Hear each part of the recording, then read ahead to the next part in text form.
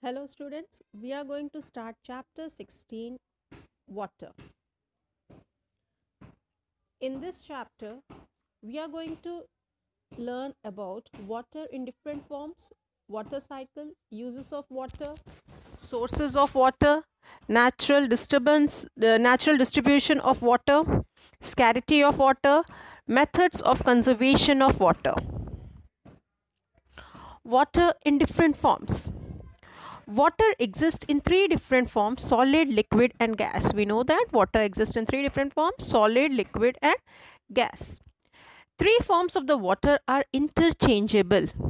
We can change solid into liquid, liquid into gas, and gas into solid. So they are interchangeable. First, melting. The change in the physical state of water from ice to liquid is called as melting. Vaporization. The change in the physical state of water from liquid to gas. So liquid, from the liquid we can change into water vapor. Condensation. The change in the physical state of water from gas to liquid. So water vapor can be changed into liquid. Next, freezing. The change in the physical state of water from liquid to ice. So you can change water into ice. That is called as freezing. Water takes the forms known with the different names, like glacier, icebergs, snow, hail, and frost. Next, water cycle. What is water cycle? Water cycle is continuous circulation of water from Earth's surface to the atmosphere by evaporation and back to the earth by condensation is called as water cycle. The continuous circulation of water, so water from the earth's surface, it goes into the atmosphere through in the form of water vapor. Then at the top the water get condenses and change into water vapor, get condenses and change into water and fall and come back again onto the surface. So this process, this continuous circulation of water is called as water cycle. Water vapor is the gaseous state of water. We know that water, the gaseous state of water is water vapor. When this vapor rises up, it condenses to form clouds. So when it rises up, the condensation takes place, the vapor changes into liquid. The vapors cool down to form water droplets. Condensation takes place. The water droplets become bigger in size. So as the condensation process is going continuously, they changes into bigger size. When the clouds get too saturated with the water, they pour down as a rain. They come down or they fall down as a rain. This process where the clouds pour down as a rain is called as precipitation. Next, uses of water. Water is required for a variety purpose. So like the body function, plants, animals, human beings need water for the survival. Plants need water to prepare their own food, okay, and for the germination of the seeds.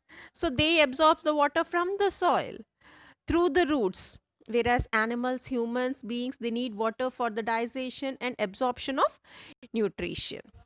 Next, domestic use. We need water for drinking, washing, cooking, bathing, etc. So this is the domestic use. Agriculture use. Agriculture is mainly dependent on the rain.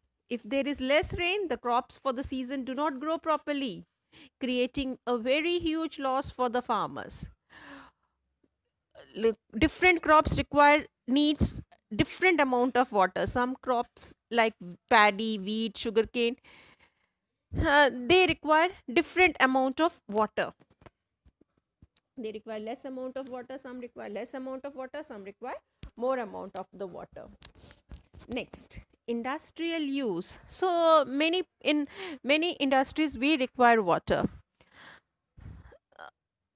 So in many parts of the world, water from the river is used to produce electricity, which is known as hydroelectric power. Many industries require water for washing, cleaning, okay.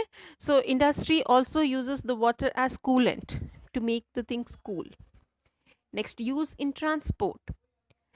In transport, like ships, huge ships, like they transport the goods, container, and the people all around the world through the river and oceans. As a habitat, different aquatic plants, animals lives in the water. Okay, they are the habitat for different kinds of plants, animals, fish, microorganisms. So these are the uses of water. Next, sources of water. Rainwater that rainwater gets stored in the soil below the ground. S- some of the rainwater that falls on the land surface may flow into the rivers, streams, ocean. This is called as runoff water. The runoff water either flow into the rivers or get stored in the lakes as the fresh water source. We have two kinds of water: surface water and underground water. As rainfall, after the rainfall, water gets collected in low lying areas to form ponds and lakes in the hilly region. The runoff water falls from the higher areas to form rivers which flow into the valleys. Next, underground water. During summer seasons, people depend upon the water for the underground sources for domestic and agriculture purpose. The level of underground water where all the spaces between the soil particles and rocks are filled with the water is called as water table. Water table is the level of underground where all the spaces between the soil particles, the space which are present between the soil particles and the rocks, are filled with the water. This is called as water table. Next, scarcity of water. Water scarcity is a condition of shortage of water. So, scarcity of the water means shortage of water. When there is not enough water to carry out even the basic necessity of the life, like drinking, cooking, and washing. So, in the scarcity of the water becomes less. So, it is difficult to carry out even the basic necessity.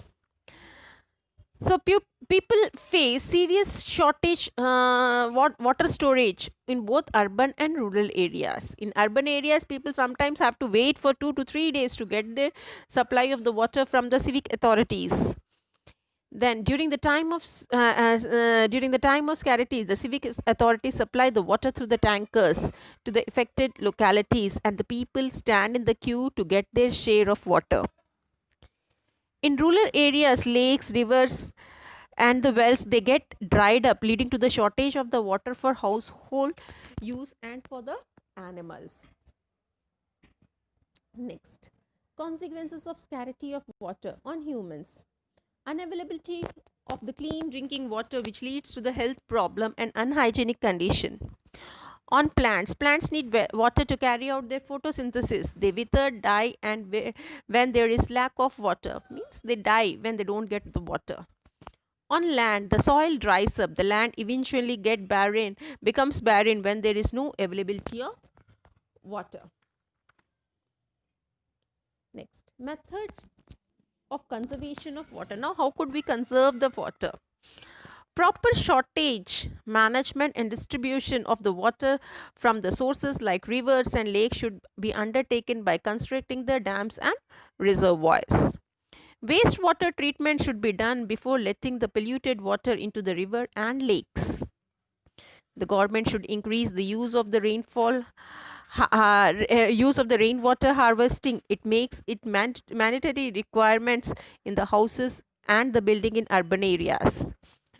Recycling the water from the industries and using it for the horticulture purpose. Drip irrigation should be practiced. Drip irrigation in the agriculture should be practiced. Planting the trees and increasing the forest cover would lead to the good rainfall and less pollution. So, in this way, we can conserve the water. Till here, your chapter has been completed. Thank you.